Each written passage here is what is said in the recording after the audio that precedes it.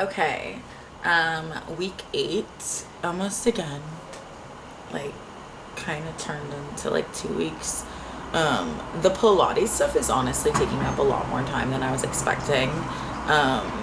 Dog walking in the middle of the day is just like weird. I'm taking Pilates classes. I'm busy, which is good, but it's like kind of causing me, I feel like it's kind of mostly the videos.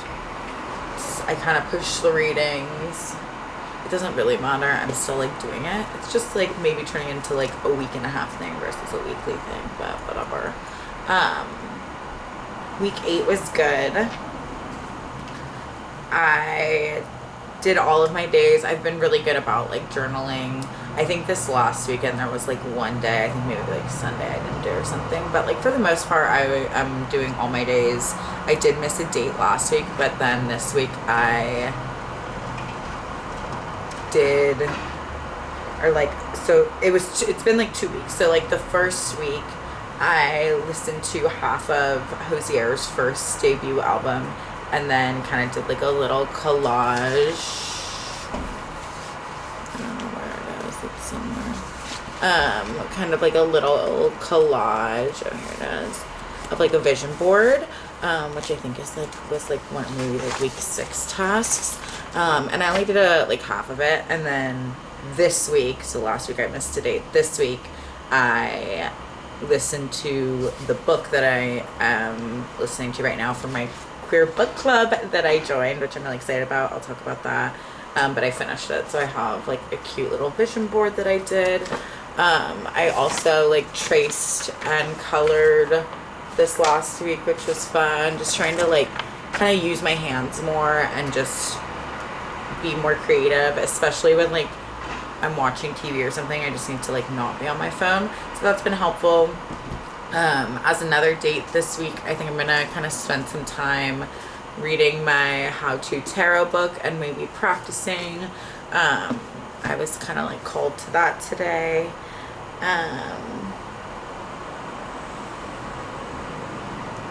Yeah, I feel like it has been kind of a struggle. Like I think that me just being unemployed currently, and having so much time on my hands, I just have to really be in control of my thoughts, and I'm doing things every day to be on top of it, but it can be hard, and some days it has been kind of a struggle. I think that this book, the breath work, the meditations, everything has really helped, and I have seen like such an improvement. But it is still kind of like a journey of something that I'm working on. And the day that I like wrote my notes for chapter 8, it definitely seemed like I was having a hard day that day. It says that I was triggered and I gave into that trigger. I was re-triggered for that same thing like yesterday. A lot of the times like triggered too in these two sentences, not always, but like I did it to myself. Like I triggered myself. Nothing happened in these two instances. But it happened again like yesterday or the day before, and I was really proud of myself because I did not give in to it. I pivoted. I read one of Neville Goddard's books. It's like the shortest one, like The Power of Awareness or The Secret one or something. But I read that, and it talks a lot about how, feeling in the end, your thoughts create your reality. All of your thoughts are what? 99% of your thoughts are like previous ones. Okay, for a second I was like, am I recording? And so I've been trying to drop those negative thoughts so that new thoughts can come in, or just like think of new positive thoughts to kind of create those like changed neural pathways. I really liked that book. I also felt like that was kind of like a date moment. I think that was last week or maybe over the weekend. I don't know. One of the days I just like took the afternoon and like read the whole book myself. And it was really nice, and I really enjoyed it. It was a good book. I definitely want to read more by Neville Goddard.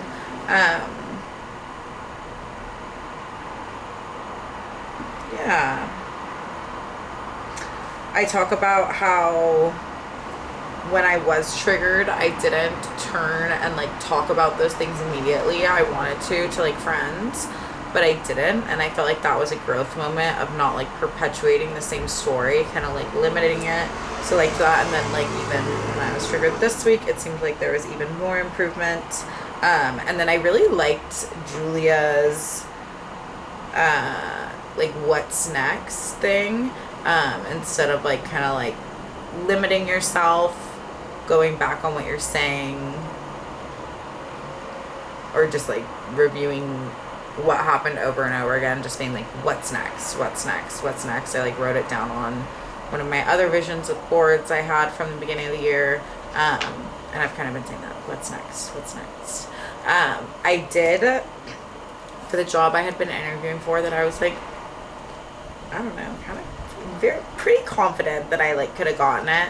They emailed me that like 2 weeks ago and said that the manager is going on indefinite family leave. Also, I'm gonna try to stop saying like as much and be more. I listened to a podcast today and I was just talking about how you come across when speaking, listening to yourself back and just watching your cues, your words, all of that, and working on how you speak.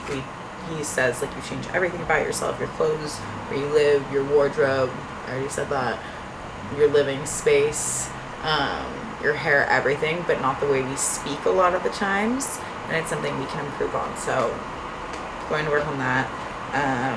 What was I saying? What's next? Oh, the job. Manager is on indefinite family leave, and they're pausing all hiring indefinitely. It kind of just felt like one of those moments to me that's like, okay, it was not meant to be. Like, if it was meant to be, this would have worked out. This just was not meant to be. And then the next day, one of my friends texted me and was like, my manager will talk to you. She's with this startup. It's not what I would have ever assumed to be doing. It's almost something that I said I probably wouldn't do again. Not like fully, but like in the capacity of. But that's also like what the psychic said. The psychic said that I would be doing something I probably wouldn't think of. Or that was out of my realm. I don't know. We'll see. I'm talking to her on Friday of this week for the first time. She was out last week for travel, so we'll see. But yeah, I think that covers. Oh, I also have 2 notes that I like wanted to say for this video, and then I think that covers everything. The first one was, one of the tasks was, I don't want to open my book, but I think it was like doing things that make you feel good about yourself in terms of like style and looks, or maybe that was what I pivoted the question towards. I don't know like what it was exactly, but it was like an effort that I wanted to be making, and maybe it was in my Louise Hay book, I don't know, but it was something that I wanted to implement. And then I was talking one day, I kind of forgotten about it. I was talking about it, and then I think I was talking about my like bobby pins, and I was just like, anything to like make yourself feel cute, you know, like dress yourself up during the day. And it just made me think later, I was like, oh my god, like I was supposed to be doing that, like making myself feel good about like dressing, just like doing it for me. And I felt like unintentionally I did it that day, and like said that out loud to someone, and it just felt, I liked that. And then the day that I wrote this too, it says, on my walk home, I was thinking about light and what light I am and what surrounds me, like kind of like my aura and my energy, and like in my visualizations how I imagine light. And I decided that I was like an iridescent silver.